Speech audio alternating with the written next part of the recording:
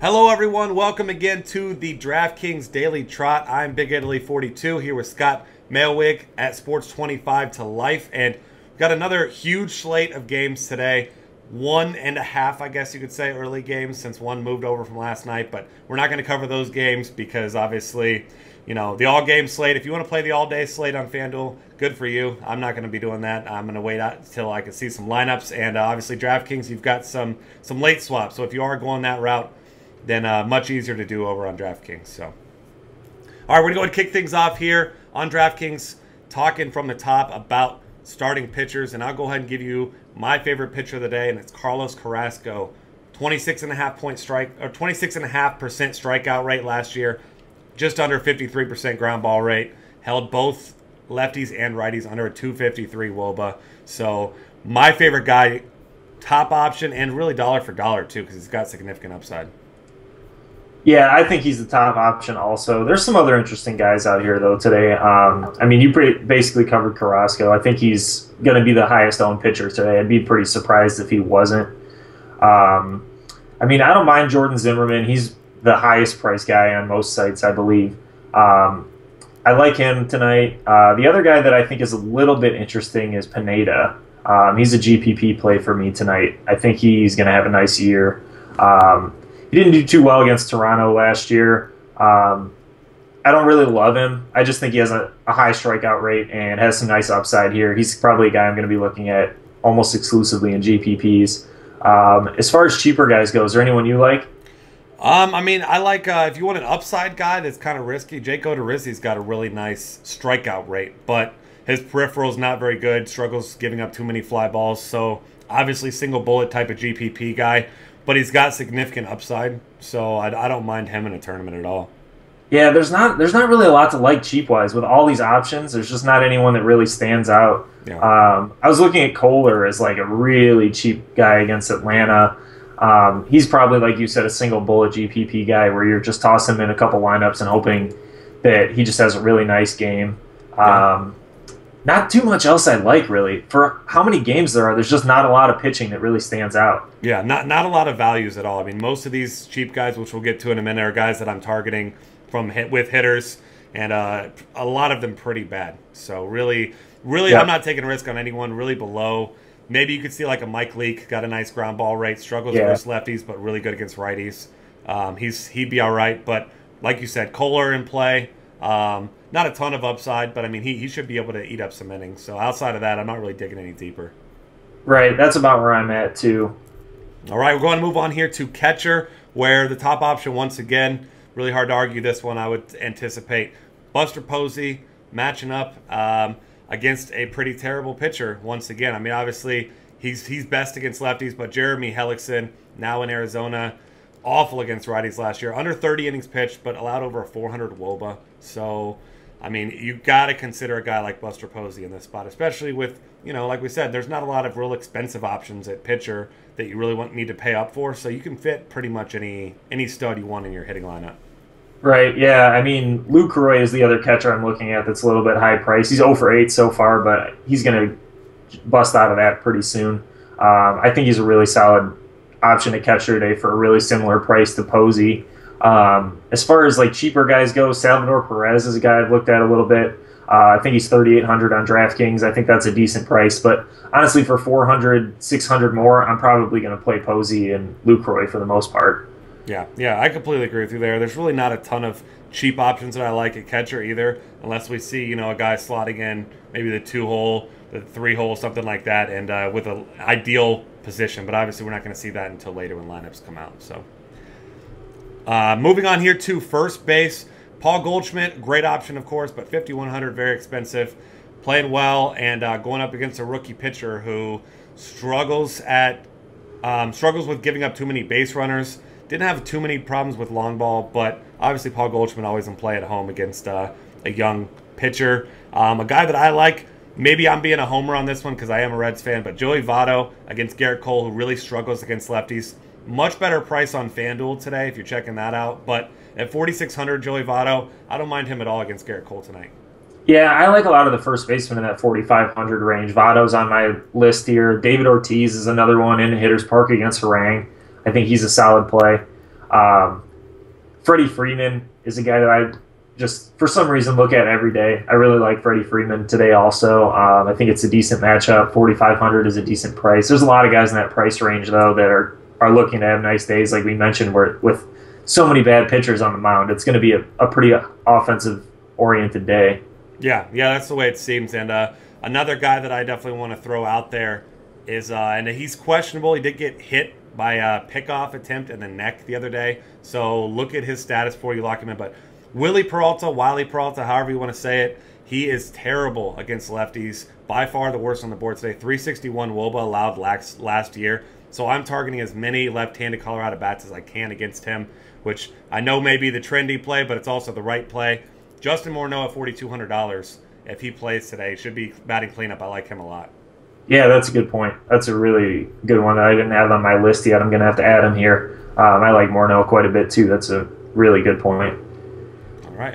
Elsewhere at first base, once again, I mean, it's not difficult to fit some of these studs in your lineup, right, so you don't really need to reach. Adam Lind, once again, in a fine spot. Eddie Butler didn't pitch a lot of innings last year, actually just 16, but wasn't good at all against either hand. And Adam Lind, facing a righty, always in play at 4K.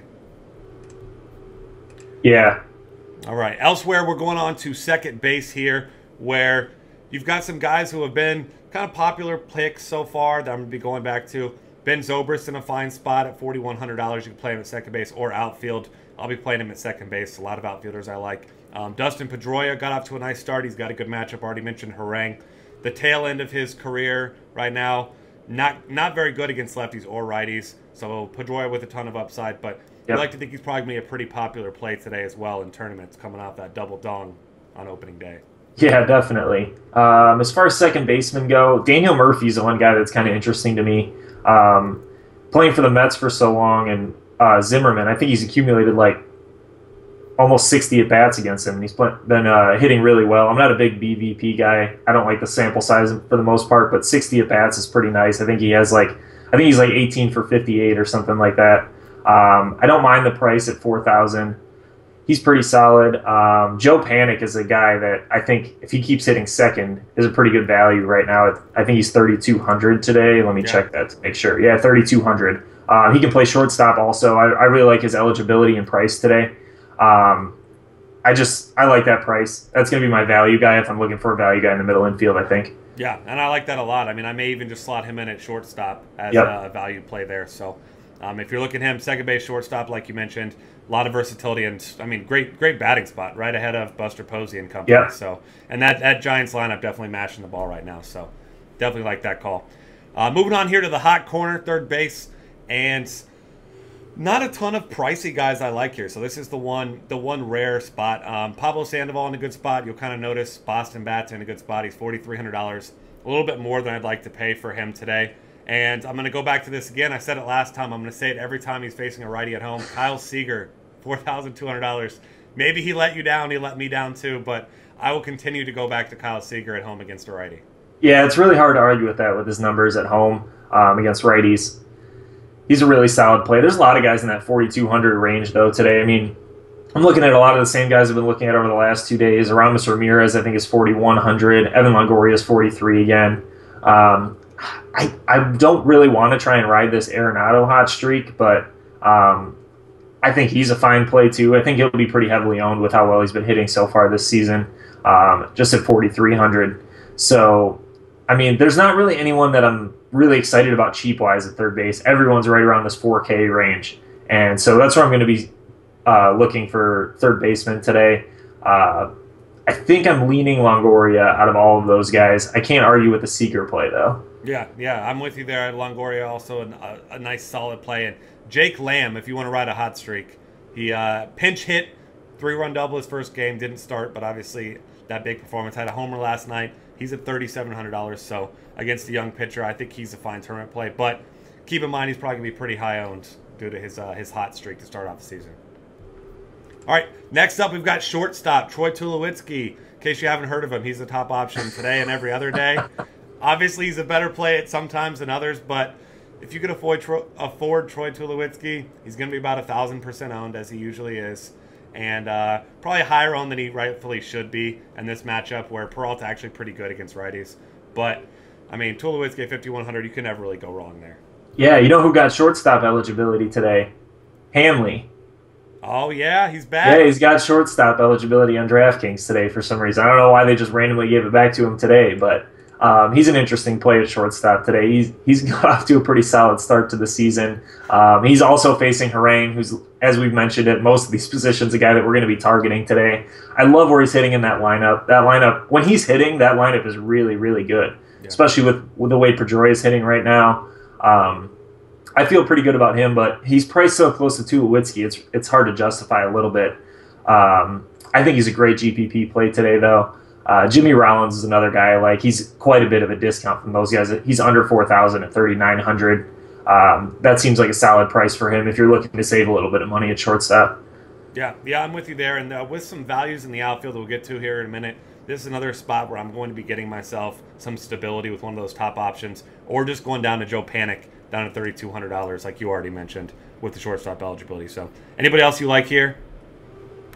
Not too much else at shortstop. I think I'm trying to spend on the top guys here for the most part. Otherwise, I'm going to look at Rollins. Yeah, completely agree with you there. All right, moving on to the outfield, where, as always, there's a ton of options, some big options. You've got a guy like Carlos Gomez in a really good spot at $5,100 against Eddie Butler. Already mentioned how terrible he has been at times. If you really like Hanley Ramirez and Tulowitzki, you could play Hanley in the outfield. But my favorite play, dollar for dollar overall, Corey Dickerson was the best hitter in the league last year against right-handed pitching.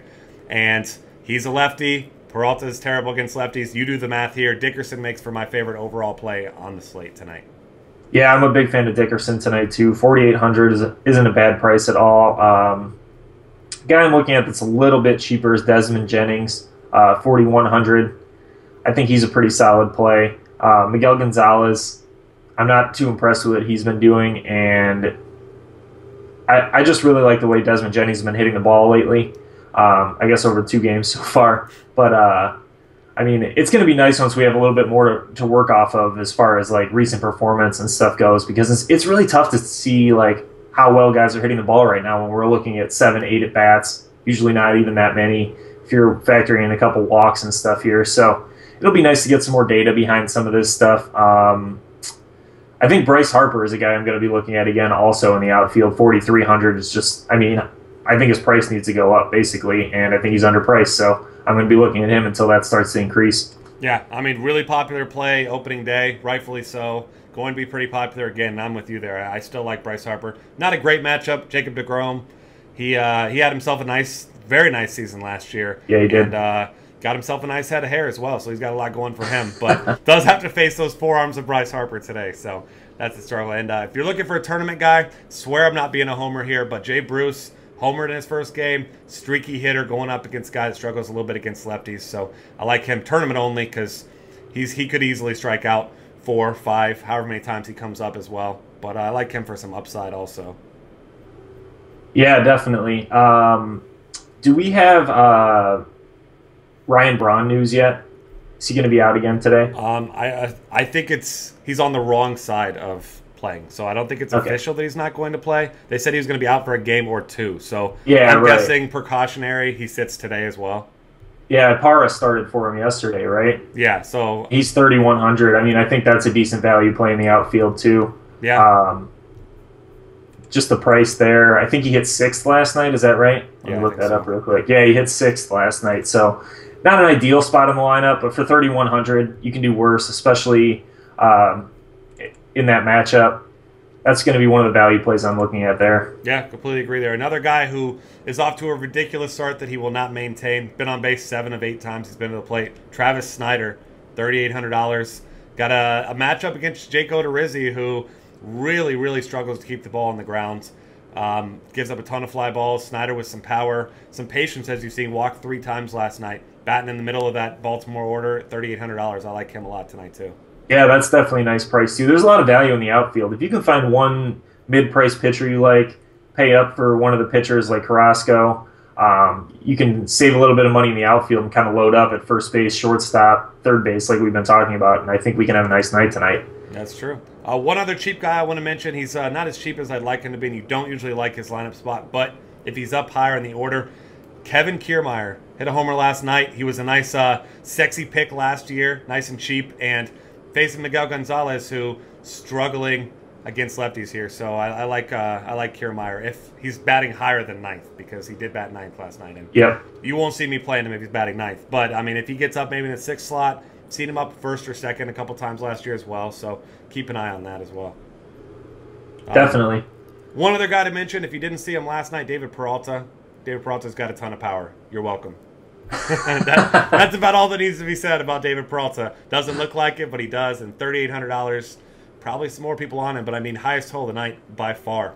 2 bad pitchers on the mound. So should see another shootout in Arizona. And, you know, I know all my best lineups that were stacked from that game were by far my best on the night. So I'm going to be going back there again with some stacks again tonight. Awesome. I like it. All right. That's going to wrap things up for us here today on the DraftKings Daily Trot. Check us out at dailyfantasycafe.com. I'm at BigGaily42. He's at sports_25 to life. And we will see you guys again tomorrow.